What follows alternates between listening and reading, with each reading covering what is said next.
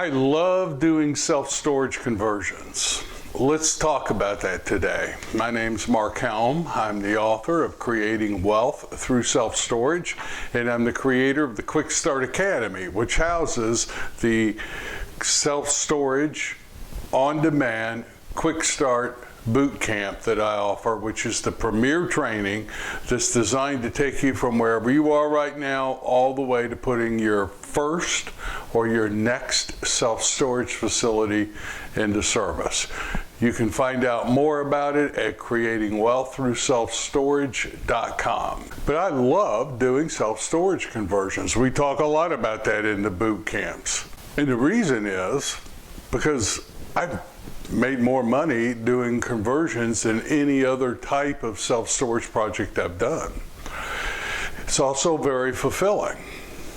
So let's focus on the 3 mistakes that I've made and I've seen other people make doing self-storage conversions, and I hope this may help you as you plan on your next self-storage project.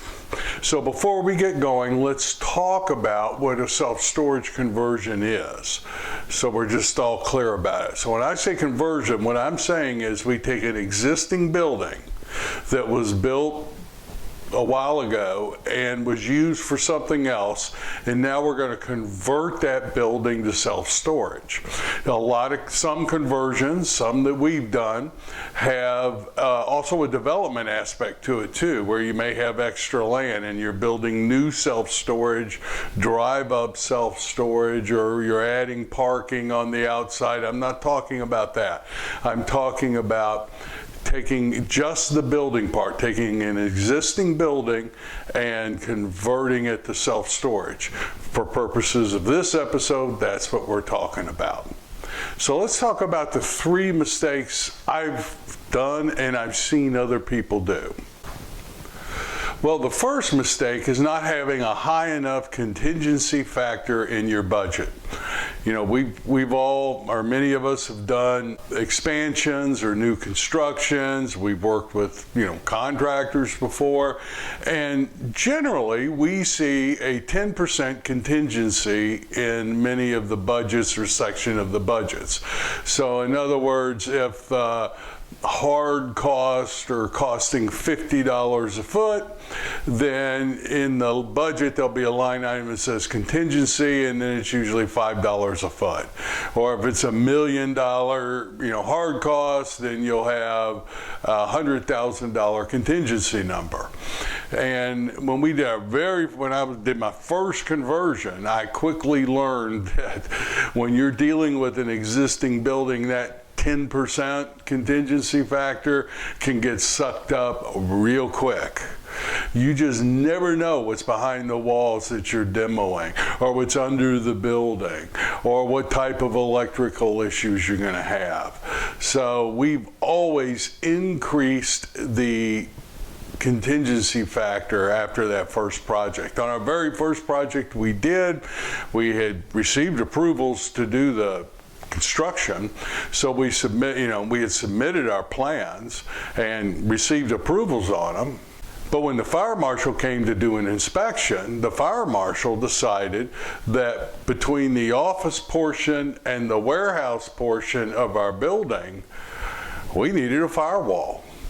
So out of the blue, we ended up having to construct a concrete firewall running the length of the office portion in our project, added $100,000 just there to the construction budget.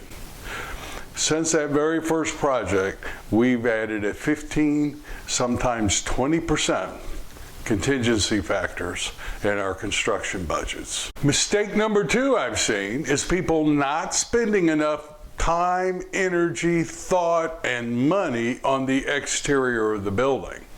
Now, in our business strategy, our goal every time we do a conversion is to have that building look like a self-storage facility as people drive by it.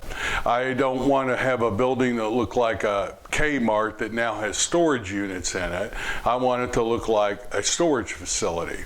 And how you do that, in my opinion, is you have the exterior of the building look different, look like a storage project, and you see doors, either faux doors on the exterior, preferably glass with real doors of your project inside. And this can add a lot to a construction budget. But here's my take on it, and it's not the take, it's just my take on it. If we have a project that doesn't look like a conversion but looks like a self-storage project, we can get the highest rents that market has to offer. The building you see, we were getting $17.80 a square foot. Of course, it was all climate control, but that's what we were getting. In our initial pro forma, we had $15.25, and by the time we hit stabilization, we were at 17 bucks a foot.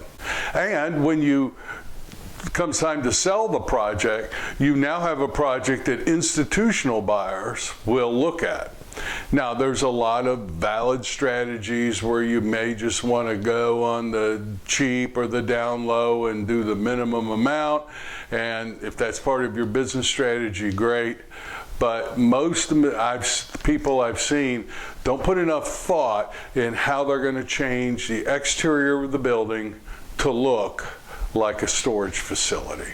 Mistake number 3, not having 6 inches floor thickness if you're going to go multi-story in a conversion. One of the beauties of a conversion is that very often you can turn square foot income into cubic foot income. The building you just saw was a 44,000 square foot building, but we could get 66,000 square feet of self-storage in it. Why?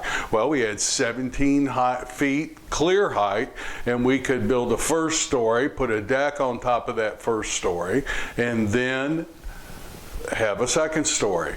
We could turn one floor into 2 floors. That's one of the beauties of doing a conversion. But I learned the hard way on a project, you better have 6 inches of concrete floor thickness or the engineers for the fabricators won't sign off on the building drawings. So we had a transaction where we bought 2 buildings to convert, and the first building was built in 1969, second building was built in the 70s, second building had 6 inches of floor, concrete floor. The building number 1 had 4. I didn't realize that till we got into the due diligence, and then the engineer the fabricator wouldn't sign off on it. If we were going to tear that floor up and re-pour it with 6 inches of concrete, it would have killed the deal, and we couldn't have done it. So what most people do is walk. We did, in this particular case, find a solution. What our solution was, in these conversions, when you build the first floor, every 10 feet, there has to be load-bearing metal to support the deck with the concrete floor for the second floor. The load-bearing metal is typically the framing in between the units. It's a heavier gauge steel than normal, and that's what the unit wall's attached to. So on the first floor, you have a lot of 10 by 10s, 10 by 5s, 10 by 15s, 10 by 20, a lot of 10 by 10, because every 10 feet you got to have a support for the deck. So what we did is we got the plan that we wanted. We asked the engineers, look, instead of re-pouring the whole floor, what if we chalked out where those support metal beams need to go to hold the second floor up, and we dig 6 inches either way, remove what's there now and put in 6 inches of concrete. Would you sign off on that? And they said yes. So we literally chalked the floor with the plan, And then we had a concrete company come in and bid it, and to do that in a 36,000 square foot building, it was going to cost $37,000 to do those to do that foot trenching where those beams were going to be. So we went to the seller, said, here's the cost, we've got to have it to close the deal, here's the cost, split it with me. And the seller did do that, and we were able to close on that deal. But believe me, from now on, when I'm looking at a conversion project that's more than one story, and I try to do as many of those as I can, most of our conversions have been two-story, I always, first thing, check on the concrete floor thickness. So those are the three mistakes that can really catch people by surprise as they get into a conversion. I hope that's been helpful to you. I hope in 2023 you do a conversion if you're getting in or growing your self-storage business, and hope this helps.